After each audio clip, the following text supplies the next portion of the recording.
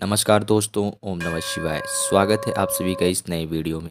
ओम नमः शिवाय, जय श्री शिवाय, नमस्तुभ्यम, हर हर महादेव। चैत्र नवरात्रि का पहला दिन है और माता जी के पहले दिन पर आप सभी को ये हल्दी के 5 स्वास्तिक वाला उपाय अवश्य रूप से करना चाहिए। देखिए, यह उपाय घर की हर स्त्री को करना चाहिए ताकि माता जी की अनुकंपा कृपा बनी रहे, आपके घर में सुख शांति बनी रहे। और चैत्र नवरात्रि के इस पावन दिन पर पावन अवसर को आप सभी को अपने हाथ से बिल्कुल भी नहीं जाने देना चाहिए। तो किस प्रकार से करना है और कैसे करना है 5 स्वास्तिकों वाला यह छोटा सा अद्भुत सा उपाय, संपूर्ण जानकारी हम सभी जानेंगे और समझेंगे पूज्य गुरुदेव की अनुकंपा और कृपा से। तो चलिए आइए समझते हैं और जानते हैं कि हम सभी को यह उपाय किस प्रकार करना है और कैसे करना है। लेकिन प्लीज उससे पहले वीडियो को लाइक अवश्य रूप से करिएगा और यदि आप चैनल पर नए हैं तो चैनल को सब्सक्राइब जरूर रूप से करिए।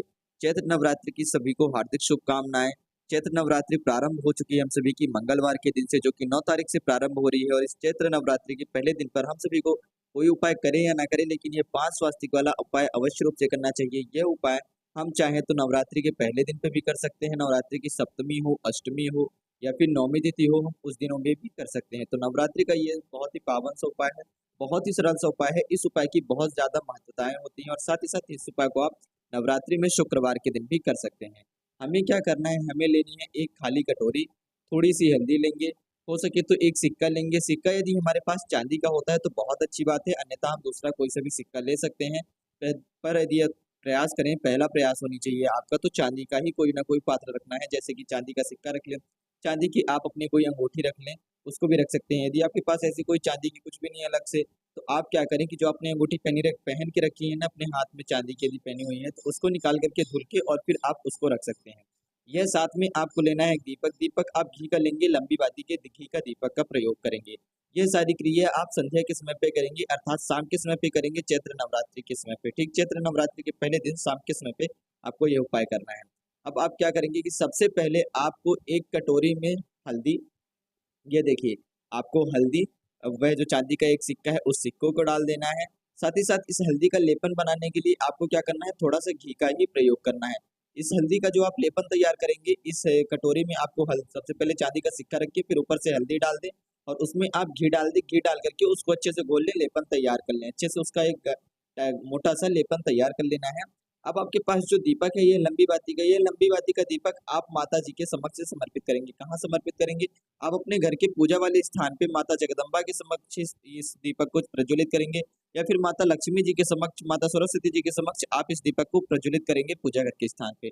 और हो सके तो आपको इस दीपक के नीचे चावल के दाने रखने। कितने चावल के दाने रखेंगे? तो या तो 31 चावल के दाने रखें या तो फिर 108 चावल के दाने रखिए। ध्यान दीजिएगा, आपको इसी दीपक के नीचे 31 या फिर 108 चावल के दाने भी रखने हैं, ताकि जो आपका दीपक है वह चावल के दाने के नीचे रखा हुआ समर्पित रहे, या ताकि आपके घर में सुख शांति समृद्धि बनी रहे।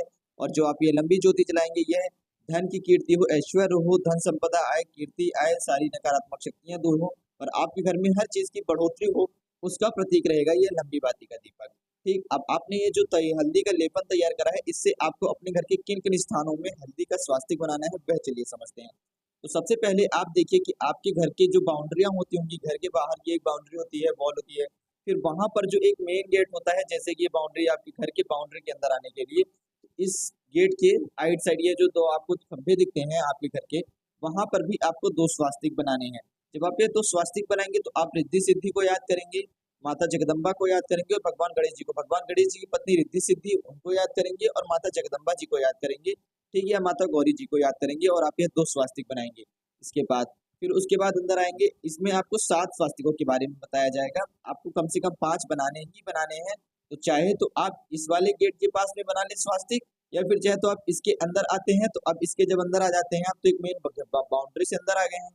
ठीक, चैनल गेट खोल करके अब आपके घर का जो मेन सबसे पहला गेट होता है मुख्य द्वार का, वह ये वाला गेट होता है। कुछ इस प्रकार से रहता है, जिससे कि आप कमरे में, हॉल में प्रवेश करते हैं, फिर हॉल के बाद आप अन्य कमरों में जाते हैं, किचन में जाते हैं, ड्राइंग रूम में जाते हैं, बेडरूम में जाते हैं। तो जो आपका मेन गेट होता है हॉल का, आप उसके भी दोनों साइड बनाएँगे। चाहे तो आप पहले वाले गेट के पास में 2 बना लें, या फिर चाहे तो आप हॉल का जो गेट होता है वहाँ पर 2 ऐसे स्वास्तिक बना लें। दोनों स्वास्तिक आपको गेट के अगल-बगल बनाने हैं। पहले आप सीधे हाथ की तरफ बनाएँगे, फिर आप उल्टे हाथ की तरफ बनाएँगे। इस बात का विशेष ध्यान रखिएगा। अब सोचेंगे कि भैया किधर से हम गेट के अंदर खड़े हो जाएँ, यानी कमरे के अंदर खड़े हो जाएँ, फिर देखिए अपने सीधे हाथ की साइड, या हम इस गेट के बाहर खड़े होकर के देखें तो आपको गेट के बाहर खड़े रहेंगे जब आप स्वास्तिक बनाएंगे तो बाहर से देखेंगे तो बाहर से आप समझिए कि आप यहाँ पर खड़े हैं तो आपका पहले सीधे हाथ का स्वास्तिक ये हुआ, फिर आपका उल्टे हाथ का स्वास्तिक हो गया। ये हो गया आपका दूसरा स्थान स्वास्तिक बनाने का। अब हम बात करते हैं तीसरे स्थान पे, तो तीसरा स्थान रहेगा आपका मटका परिंदा कह सकते हैं, या फिर जहाँ पर हम भोजनालय रहते हैं, हमारी जो रसोई घर होती है, हमें वहां पर स्वास्तिक बनानी है। माता अन्नपूर्णा को याद करते हुए, उनको समर्पित करते हुए हमें अपना तीसरा स्वास्तिक बना देना है। माता अन्नपूर्णा जी को याद करेंगे, मन ही मन उनको स्मरण करेंगे, उनसे प्रार्थना याचना करेंगे कि हमारे घर की अन्नपूर्णा माता को अनुकंपा कृपा बनाए रखें। इस प्रकार से हमें उनसे प्रार्थना याचना करनी है, विनती करनी है, उनकी कृपा हमारे घर पर, हमारे जीवन पर सदैव बनी रहे, और हमें ये तीसरा स्वास्तिक बना देना है। आगे बढ़ते हैं अपने चौथे स्वास्तिक की तरफ। तो चौथा स्वास्तिक हमें अपने घर के पूजा वाले स्थान पर, हम किसी भी दीवार पर, चाहे तो जैसे मान लीजिए हमारी ये जो पूजा वाली मंदिर है, पूजा वाले घर के स्थान पर जिस दीवार की तरफ हमने मंदिर रखी है उस दीवार की तरफ बना ले, या फिर उसके बगल वाली दीवार की तरफ बना ले, लेकिन हम एक स्वास्तिक अवश्य रूप से बनाएंगे अपने पूजा वाले घर के स्थान की तरफ। या फिर जहाँ पर हमने दीपक प्रज्वलित करा है, मान लीजिए यहाँ पर हमने दीपक प्रज्वलित करा है, तो हम यहाँ पर नीचे भी स्वास्तिक बना सकते हैं, इस बात का भी ध्यान रख सकते हैं। ठीक, तो ये हो गया हमारा चौथा स्वास्तिक। अब हम बात करते हैं, आगे बढ़ते हैं, तो हमारा पांचवा और अंतिम स्वास्तिक की तरफ, वह बनाएंगे हम अपने घर में धन वाले स्थान पे, जहां पर भी हम अपने घर में धन का संग्रह है, जहां पर भी हम धन रखते हैं, जो हमारी तिजोरी हो गई है, माता लक्ष्मी जी जहां पर वास करती हैं, उनको याद करते हुए, साथ ही साथ कुबेर महाराज और गणेश जी को याद करते हुए, रिद्धि सिद्धि को याद करते हुए, हम अपने घर में अंतिम और पांचवा स्वास्तिक बनाएंगे अपने धन वाले स्थान पर। इस प्रकार से हम अपने घरों पर 5 स्थान पर स्वास्तिक बनाएंगे। 5वें स्थान पर जब हम स्वास्तिक बनाएंगे तो माता जगदम्बा, माता अन्नपूर्णा, माता लक्ष्मी जी, माता सरस्वती जी, इन देवी देवताओं को याद करेंगे, सभी माताओं को याद करेंगे, साथ ही साथ भगवान गणेश जी को और उनकी पत्नियां रिद्धि सिद्धि 2 देवियों को अवश्य रूप से याद करिएगा, ताकि आपके घर में सुख शांति समृद्धि ऐश्वर्य कीर्ति धन की पूर्ति और रिद्धि सिद्धि बनी रहे। अब यहाँ पर एक विशेष मुख्य रूप से ध्यान देने वाली बात यह है कि जो हम स्वास्तिक बनाते हैं उसमें कुछ लोग क्या करते हैं कि क्रॉस स्वास्तिक बना देते हैं, काटा हुआ स्वास्तिक। काटा हुआ कैसे कैसे करेंगे, ठीक समझिएगा, यूं करा और फिर एक ऐसे कर दिया, इस प्रकार से स्वास्तिक बनाते हैं। तो ये गलत तरीका होता है। क्यों गलत हो गया? क्योंकि देखिए ये स्वास्तिक आपका काट रहा है, एक बार ऐसे बना दिया, अब आप जो दूसरा बनाएंगे ये फिर आपने यहाँ पे बीच में काटते हुए ऐसे बनाया है, तो आपको इस प्रकार से स्वास्तिक बिल्कुल नहीं बनाना है। बहुत रूप से गलत तरीका होता है स्वास्तिक बनाने का। आप कैसे स्वास्तिक बनाएंगे समझिएगा, आपको स्वास्तिक ऐसे बनाना है, ये आपने कहीं पे काटा नहीं काटा, आप समझ गए कि किस प्रकार से स्वास्तिक बनाना है। फिर से देखिए मैं आपको बना करके दिखाता हूँ, यहाँ पर से समझिएगा।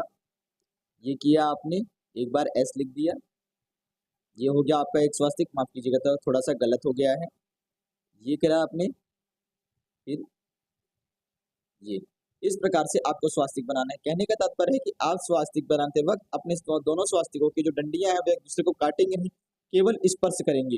पहली डंडी आपकी ऐसी जाएगी, फिर दूसरी डंडी आपकी कुछ इस प्रकार से जाएगी। ध्यान से देखिएगा इस वीडियो को, हो सके तो थोड़ा सा बैक करके या रोक करके या स्लो करके देख लीजिएगा, लेकिन ध्यान से समझिएगा कि स्वास्तिक बनाने का सही और मुख्य तरीका क्या होता है। उसके बाद आप इन चारों बिंदियों को लगाइएगा। ऐसे जो आप लोग स्वास्तिक बनाते हैं ना, इस प्रकार से काट करके स्वास्तिक बनाते हैं, ये बहुत ही गलत तरीका होता है। सही तरीका यह है स्वास्तिक बनाने का। पुनः से एक बार बनाता हूँ, ध्यान से समझ लीजिएगा। ऐसे करा, ये हो गई आपकी एक साइड की डंडी, फिर दूसरी साइड की आप डंडियां बनाएंगे स्वास्तिक की। ये इस प्रकार से आपका स्वास्तिक संपूर्ण होता है और वह परिपूर्ण और परिपक्व स्वास्तिक माना जाता है, शुद्ध स्वास्तिक माना जाता है, सही स्वास्तिक माना जाता है। इसी स्वास्तिक की आपके घर पे अनुकंपा कृपा बरसती है। यदि आप ऐसे कटा हुआ स्वास्तिक बनाते हैं अपनी इच्छा अनुसार कि जल्दी से बना दिया, 2 बार में आपका स्वास्तिक बन गया, तो यह पूरा का पूरा गलत तरीका होता है, इसकी आपके ऊपर कोई भी अनुकंपा कृपा नहीं बनती है। फिर आप चाहे तो ऐसे 5 स्वास्तिक बना लेंगे और फिर आप कहेंगे कि मेरे घर में कोई भी रिद्धि सिद्धि अनुकंपा माता लक्ष्मी जी की अनुकंपा कृपा नहीं है, मैं कष्टों से, दुख से, विपत्तियों से, कोई ना कोई परेशानियों का सामना करना पड़ रहा है। वह केवल इस वजह से है क्योंकि आप ऐसा स्वास्तिक बना रहे हैं। यह बिल्कुल गलत तरीका है, आपको ठीक इस प्रकार से स्वास्तिक बनाना है और 4 बिंदियां लगानी है। साथ ही साथ एक बात का और ध्यान रखिएगा कि जो आप स्वास्तिक बनाएंगे तो वह ठीक और ठीक इसी प्रकार से ही बनाना है। आपको ऐसा घुमावदार स्वास्तिक नहीं बनाना है।